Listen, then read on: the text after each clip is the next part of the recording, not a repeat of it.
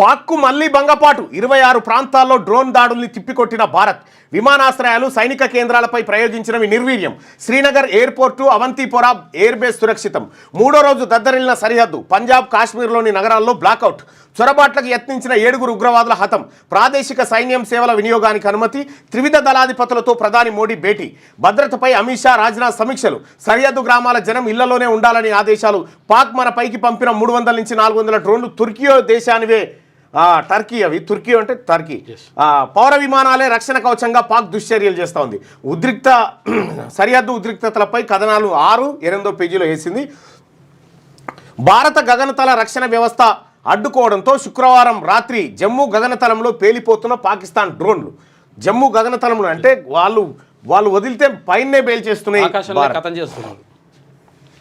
ఇక ఢిల్లీలో శుక్రవారం రక్షణ మంత్రి రాజ్నాథ్ సింగ్, త్రిదళాధిపతి general Anil Chauhan, army chief general Upendra Trivedi, జాతీయ భద్రతా సలహాదారు అజిత్ దోబాల్, నౌకాదళాధిపతి అడ్మిరల్ దినేష్ కే త్రిపాఠి, వాయుసేన అధిపతి ఎయిర్ చీఫ్ మార్షల్ ఏపీ సింగ్లతో సమావేశమైన ప్రధానమంత్రి నరేంద్ర మోడీ, అలాగే రక్షణ శాఖ మంత్రి రాజ్నాథ్ సింగ్ గుండు. ఆ విజువల్ని ఒకసారి చూసేటువంటి ప్రయత్నం చేద్దాం.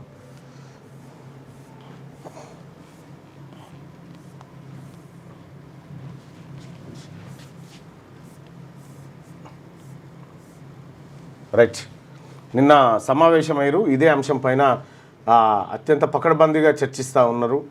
త్రివిధ దళాలు, ఎయిర్ ఫోర్సు, తర్వాత నేవీ, ఇక్కడ ఆర్మీ. ఆయనే అజిత్ దోవల్.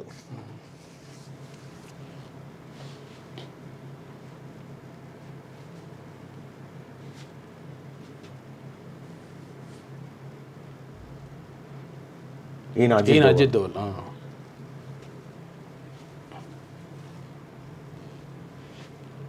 రాజ్నాథ్ సింగ్ రక్షణ మంత్రి.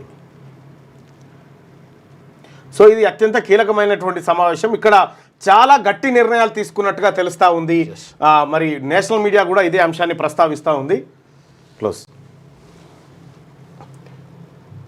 అయితే నిన్న జరిగినటువంటి సమావేశం ఇది. ఇక దీంట్లో ఏమేమి నిర్ణయాలు తీసుకున్నారు, ఏమనుకుంటుంది ఈనాడు దినపత్రిక ఏం రాసిందంటే, దాయాది దేశం పాకిస్తాన్కు మళ్ళీ భంగపాటు తప్పలేదు. 2 దేశాల సరిహద్దు ప్రాంతాల్లో శుక్రవారం పగటిపూట కాస్త ప్రశాంతత నెలకొన్న చీకటి చిక్కబడిన తర్వాత మరోసారి భారత్పై దుస్సాహసానికి ఒడిగట్టింది.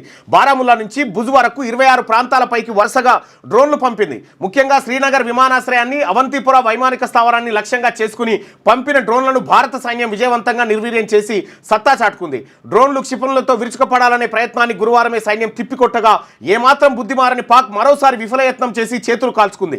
జమ్మూ, ఫిరోజ్పూర్, పఠాన్కోట్, జైసల్మేర్, బాడ్మేడు, భుజు తదితర ప్రాంతాలపై వీటిని మళ్లీ పంపేందుకు ప్రయత్నించింది. బారాముల్లా జిల్లాలో పాక్ డ్రోన్లను సైన్యం పేల్చివేస్తుంటే ఆకాశమంతా వెలుగులు కనిపించాయి. సరిహద్దు ప్రాంతాల్లో కొన్ని చోట్ల బాంబు పేలుళ్లు వినిపించడంతో అప్పటికప్పుడు విద్యుత్ సరఫరా ఆపివేసి బ్లాక్అవుట్ పాటించారు. ఆ మేరకు ప్రజలకు సూచనలు జారీ అయ్యాయి. అంతర్జాతీయ సరిహద్దు వెంబడి జమ్మూ, సాంబా జిల్లాల్లో ఫిరంగులతో భారీగా శత్రుమూకలు విరుచుకుపడ్డాయి. వాటితో పాటు పఠాన్కోటు, ఉదంపూరు, నగ్రోటా, జైసల్మేర్, అఖ్నూర్ ప్రాంతాలపైకి పాక్ పంపిన 50 డ్రోన్లను భారత ఆర్మీ కూల్చేసింది. శ్రీనగర్ ప్రజలకు ముందు జాగ్రత్తలు చెప్పడానికి మసీదుల్లోని లౌడ్ స్పీకర్లను వాడాల్సి వచ్చింది.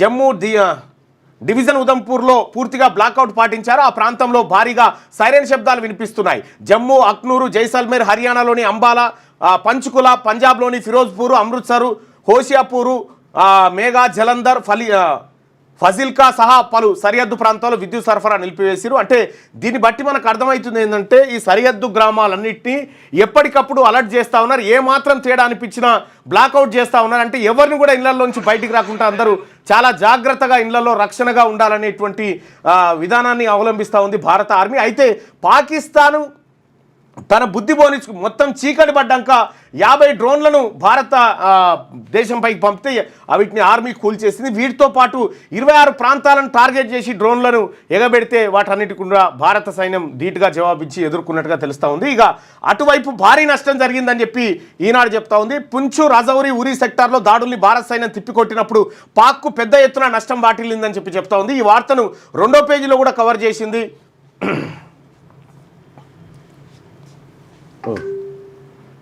ఇది ఎన్నో పేజీ, మళ్ళా ఎన్ని ఉన్నాయి ఫ్రంట్ పేజీలు?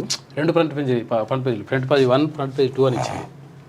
ఈనాడు ఇది 2 ఇప్పుడు ఇది 2 అన్నట్టు ఇక. మరో సరిహద్దు రాష్ట్రమైన రాజస్థాన్లోని జైసల్మేర్లో గగనతల దాడులకు పలుమార్లు హెచ్చరికలు జారీ అయ్యాయి. పాక్ నుంచి వస్తున్న డ్రోన్లను గాల్లోనే మన వ్యవస్థలు పేల్చేశాయి. ప్రోక్రాన్లోనూ సైరన్లు మోగించి విద్యుత్ నిలిపివేశారు. జోధ్పూర్, బాడ్మేడు, శ్రీగంగానగర్ వంటి చోట్ల పూర్తిగా చీకట్లు అలుముకున్నాయి. ఈ రాష్ట్రంలోని 5 సైనిక స్థావరాలపై పాక్ దృష్టి పడడంతో అత్యంత అప్రమత్తత ప్రకటించారు. కాశ్మీర్ లోయలోనూ బ్లాక్అవుట్ పాటించారు. ఇళ్లలోనే ఉండాలని, లైట్లు ఆపివేయాలని పోలీసులు సూచించారు. జమ్మూలో, దక్షిణాది కాశ్మీర్లోని పలు ప్రాంతాల్లో పేలుళ్ల శబ్దాలు వినిపించాయి. జమ్మూ, సాంబా, పఠాన్కోట్ జిల్లాలో డ్రోన్లను గుర్తించి కూల్చివేసినట్టు రక్షణ శాఖ వర్గాలు తెలిపాయి. ఉదంపూర్, నగ్రోటాలోనూ డ్రోన్లకు ఇదే గతి పట్టింది. ఇక ధీటుగా బదిలిచ్చాం.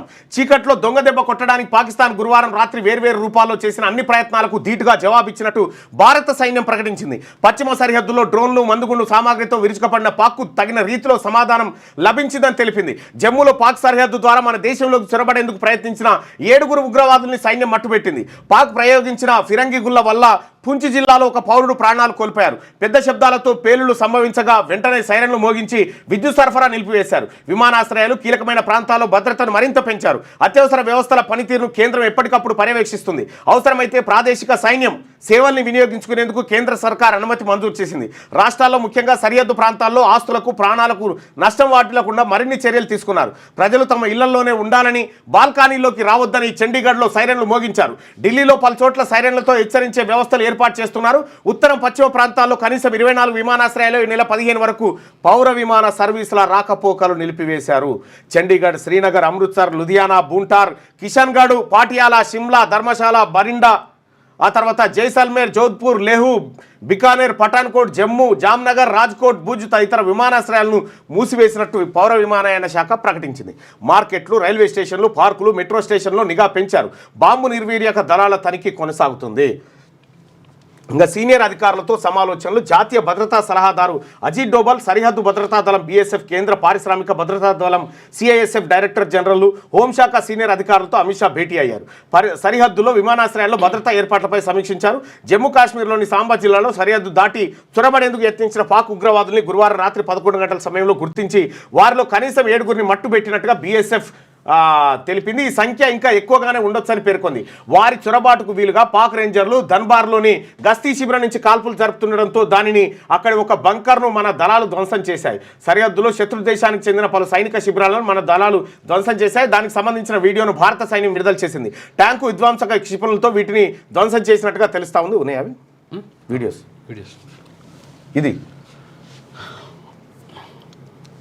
ఇదేనా? ఇది హర్యానా. రాత్రి 3 గంటల 30 నిమిషాలు. ఇక పాక్ ప్రయోగించినవి ఎక్కడికక్కడ పేల్చేస్తుంది. మధ్యలో కథం.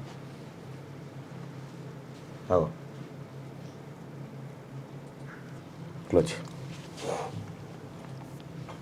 ఇది రాత్రి జరిగినటువంటి పరిస్థితిగా చండీగఢ్లో సైరన్లు. చండీగఢ్లో ఉదయం మళ్ళీ ఎయిర్ సైరన్ శబ్దాలు వినిపించాయి. పాక్ నుంచి దాడులు జరిగే అవకాశం ఉందంటూ ఎయిర్ ఫోర్స్ స్టేషన్ హెచ్చరించింది. ప్రజలంతా ఇళ్లలోనే ఉండాలని, బాల్కనీలోకి కూడా రావద్దని తెలిపింది. పంచకుల, మొహాలి, పటియాలా, అంబాలలోనూ ఇదే విధమైన హెచ్చరికలు చేశారు.